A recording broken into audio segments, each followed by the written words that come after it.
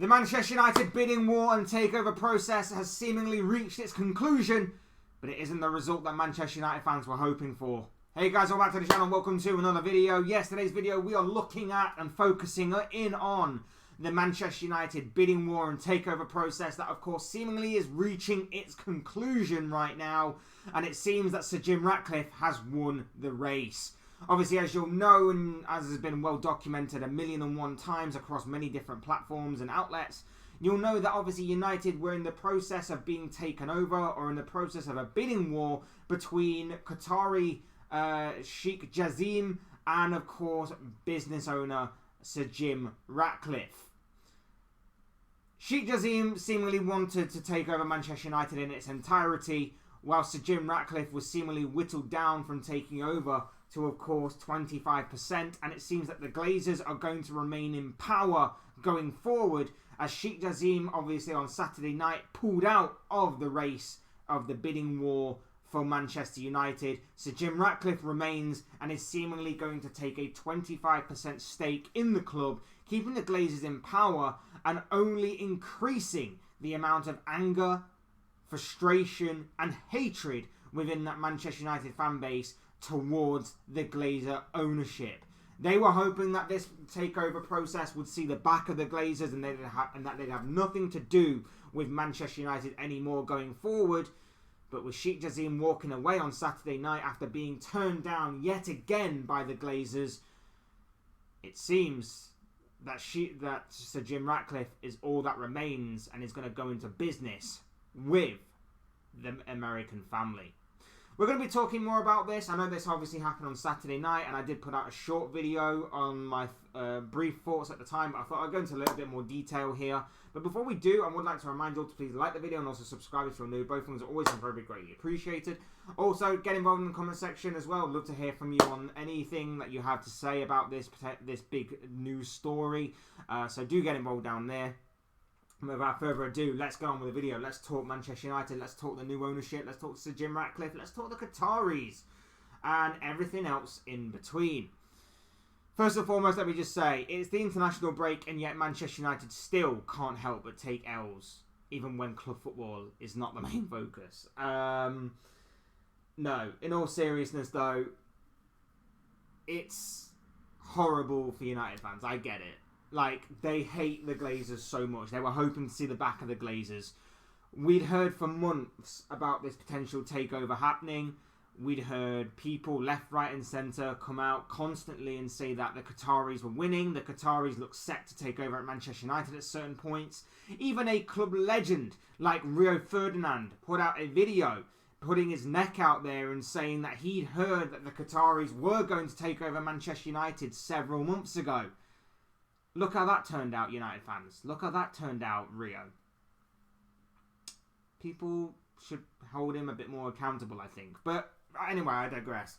It's not about Rio Ferdinand in this. He's obviously only a part of the story here. What you heard on Saturday night, in the aftermath of the breaking news that Sheikh Jassim had pulled out, was not just the anger, not just the frustration from Manchester United fans in reaction to the Glazer ownership.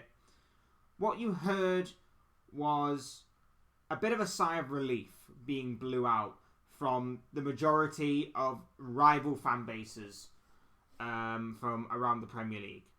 A sigh of relief that a club like Manchester United, with all that heritage, all that history, all that pull, all that potential of an ownership that obviously wants to push the boat out, wants to pull their finger out more, and wants to do more for the club to obviously restore it to its former glory, was being taken over by Sir Jim Ratcliffe in a minority stake of the club, and was being kept under the wraps of the Glazer ownership. There was a huge sigh of relief from a lot of rival fans that night, because a lot of rival fans know that if United was to be taken over by a Qatari ownership, or a heavily backed and very lucrative backed ownership that has got a seemingly bottomless pit of money, they're going to be back again. They're going to be a force to be reckoned with. And it just means that another club is going to be pushing for the major honours that a lot of other teams would love to do. I myself, as a Liverpool fan, was happy. I said numerous times that if you're going to choose between a Qatari ownership and another ownership in the form of like a Sir Jim Ratcliffe, in this scenario, how it played out, I would go for the Sir Jim Ratcliffe one, because obviously Manchester United are a rival. I don't want them to get any further along, to go any further than they are. I don't want them to become a force again like they were during my childhood. Under Qatari ownership, they would be. Sir Jim Ratcliffe, for me, would represent the best possible outcome for not just me, but for rival fans as well, that obviously United won't become a force again like they were during the glory days of Sir Alex Ferguson. So there was a huge sigh of relief from a lot of people that night when Sheikh Jassim pulled out. For United fans, I understand where you're coming from. Like I say, there are a lot of rival fans out there that are in a similar boat towards to you, in which we don't like our ownership.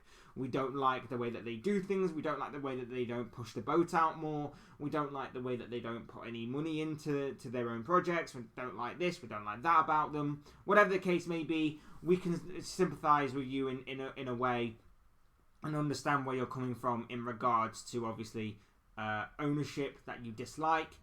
Because a lot of us are in the same boat. Certain Liverpool fans, including myself, don't like the way that we're run from time to time with FSG. Certain fans don't like the way that obviously Tottenham's run under Daniel Levy. Certain fans don't like the way that Arsenal's run under their ownership, and so on and so forth. And even Chelsea under Todd Bowley. And, you know, there are a lot of fans basically out there that don't like the way that they're owned. And when obviously this story came about that maybe, just maybe, the Glazers are going to be leaving Manchester United, selling up, cashing in whilst they have the opportunity to do so, it seemed like you'd won.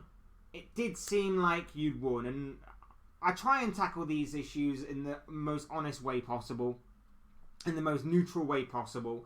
But of course, there is going to be a little bit of bias there because I am a rival. So I am happy that it is going to be Sir Jim Ratcliffe taking over as a minority shareholder and keeping the Glazers in power, rather than obviously a complete dream that was being sold by Sheikh Jassim going into this, because it was a dream. Sheikh Jassim was going to take over, have a 100% control of the club, was going to wipe the debts clean. He was going to seemingly renovate the entirety of Manchester United, make it state-of-the-art again, fix the stadium, fix the training ground facilities, fix everything about this club and make it state-of-the-art again. Make it the best. Make it the pride of the Premier League, pride of football, pride of anything and everything to do with football in its history, and make Manchester United the best that it can be again. That was seemingly the dream that Sheikh Jassim sold, and the Glazers turned it down. And obviously the reports and things that have been coming out about how the Glazers went about conducting their business with Sheikh Jassim seems strange. They obviously see that they can make more money staying with Manchester United going forward than they could if they cashed in right now. Sheikh Jassim seemingly put in an above fair bid, or multiple bids, for Manchester United in this bidding process. All were turned down by the Glazers. And it leaves... And obviously the Manchester United fans are going to be angry about that. They're going to be obviously frustrated about the Glazer ownership and how they didn't cash in on them and on the club whilst they had the opportunity to do so. And instead seeked power. They seeked opportunity. And that's exactly what they got. You can argue whether or not the true intentions of the Glazers during this huge sale process was to actually sell Manchester United, whether it was to test the water, or whether it was just to attract someone to obviously put more money into it that they could take out. You know, no one's going to know for sure. No one's going to know truly for sure what the overall idea of the process was from the Glazers when obviously this all came about, because everybody was saying that this was for 100% sale, which eventually was whittled down to 25% from Sir Jim Ratcliffe. The Qatari ownership wasn't budging on that. They wanted full control. They wanted to get rid of the Glazers. Sir Jim Ratcliffe was willing to compromise and was willing to negotiate. it's resulted in this. It's resulted in the dream that the Qatari Sheikh was selling being broken and dashed by the Glazers towards Manchester United fans. They were wanting and had dreaming of the idea of Glazer ownership being completely gotten rid of. Money coming in to obviously rejuvenate, regenerate, rebirth and resurrect Manchester United to its former glory in all aspects of the club, whether it be interior or exterior. They are left frustrated right now, and many of them have called that this is a very dark day for Manchester United on the 14th. Of course, I'm talking about the 14th when obviously this news broke out, and that going forward, their club is now dead until a new ownership is brought in. Until, I don't know, maybe by some stretch of the imagination, Sir Jim Ratcliffe decides to just say to hell with it. I'm gonna do anything and everything possible that Man United fans want because I'm a businessman, or whatever the case may be. I'm a fan. They've said that their club is dead, and it's sort of a victory in a way for rival fans, like I say. But of course, it could always be that it could happen to your club going forward as well. So just reserve maybe a little bit of celebration on that front going forward, because it could always be your club that is in this situation. And obviously we'll wait and see what happens with this new sort of partnership forming at the top of the hierarchy at Manchester United between Sir Jim Ratcliffe and the Glazers. One thing I will say though is, regardless of that, it does seem like Qatari ownership is still going to be looming across the Premier League. Maybe they're looking at another club. Maybe that they're going to take the frustration that they had from the Manchester United deal and maybe turn it against them by purchasing another club in the Premier League. Do they turn their attention now to another club within England's top flight division?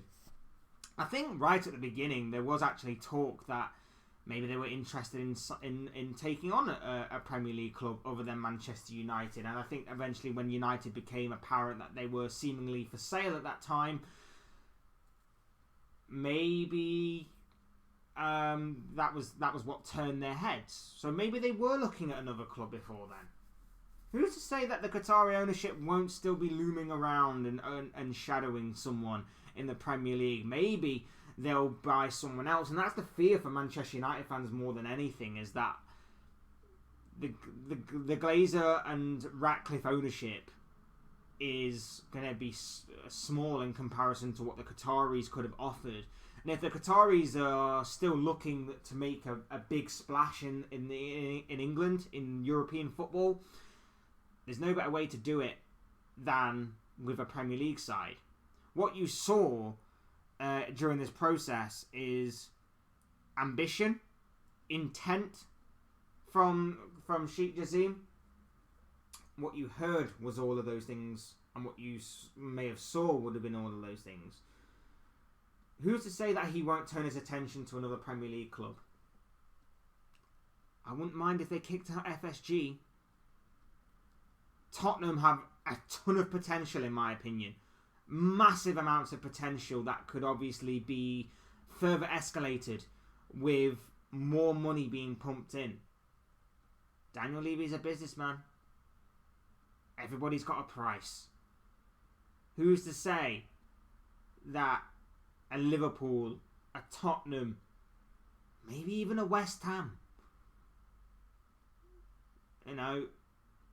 anyone of that nature may be picking up the phone from Sheikh Jassim within the next few days, next few weeks, whatever the case may be?